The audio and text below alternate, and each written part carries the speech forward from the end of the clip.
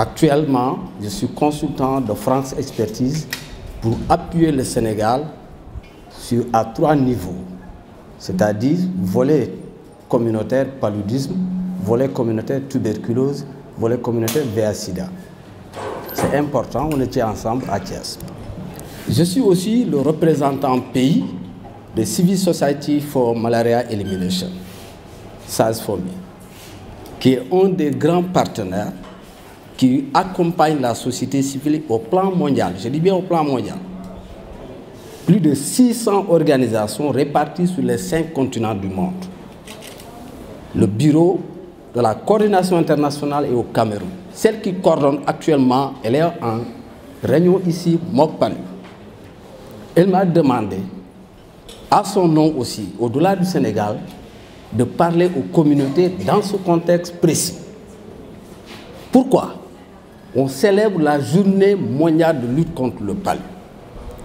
Je ne vais pas revenir sur tout ce qui a été dit, les chiffres et autres. Parce que ma communication doit être centrée sur un nouveau outil qui s'appelle CLM, de Community Led Monitoring. C'est le suivi dirigé par les communautés.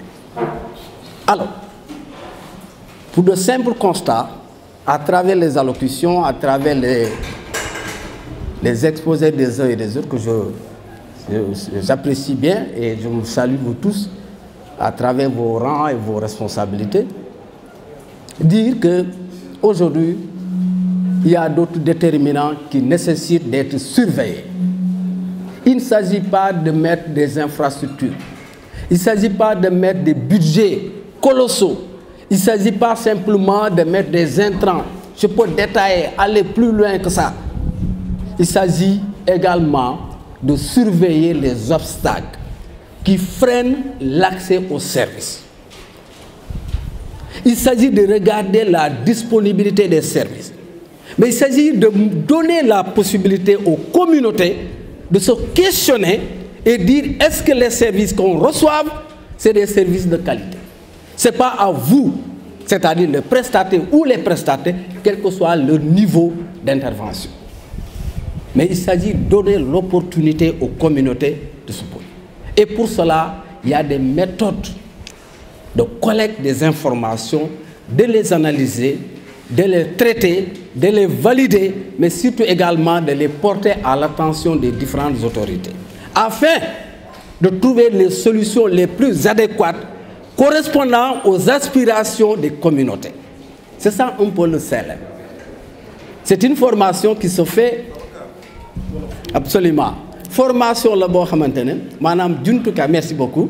Comme je suis en face des étudiants et autres participants, vous me donnez la permission de m'adresser singulièrement aux étudiants. Parce que je ne pense pas, si je me suis trompé, corrigez-moi, que dans vos modules de formation santé communautaire figure CLM. Je ne pense pas. Parce que c'est un nouveau outil, aujourd'hui qui a été expérimenté par un grand fournisseur de santé, c'est-à-dire la Coalition mondiale pour la préparation des pandémies, qu'on appelle ITPC, en anglais. C'est lui qui l'a expérimenté, et ça a permis aujourd'hui à l'OMS, au plan international, de reconnaître l'utilité de cet outil. Madame Nangounene, tous les pays qui l'ont expérimenté,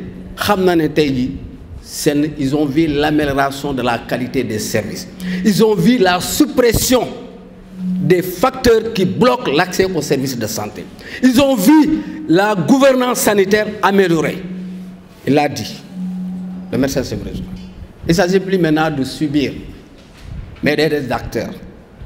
Et ça, la Banque mondiale a théorisé pour définir en comment le nouveau agenda, le New Agenda, le prochain millénaire qui va suivre, c'est l'agenda communautaire, de community engagement. C'est ça la réalité. Il faut que les communautés nous n'engouent aujourd'hui, qu'elles doivent s'approprier de tous ces instruments-là qui existent. Elles ne doivent pas être là comme simples patients. Je disais avant-hier, quand je viens dans un centre de santé ou dans un point de prestation, quel qu'en soit, case de poste de santé ou je ne sais pas, mais a priori, comment dire cela, il y a un patient là. Non, je ne suis pas patient. pour un autre besoin qui est totalement différent, alors que je ne suis pas malade. Mais comment on peut me considérer comme un patient? Donc, plutôt client, j'ai fait le financement de la santé, on parle de l'économie de santé, on parle d'achat de services, on parle de clients, on ne parle pas de patients.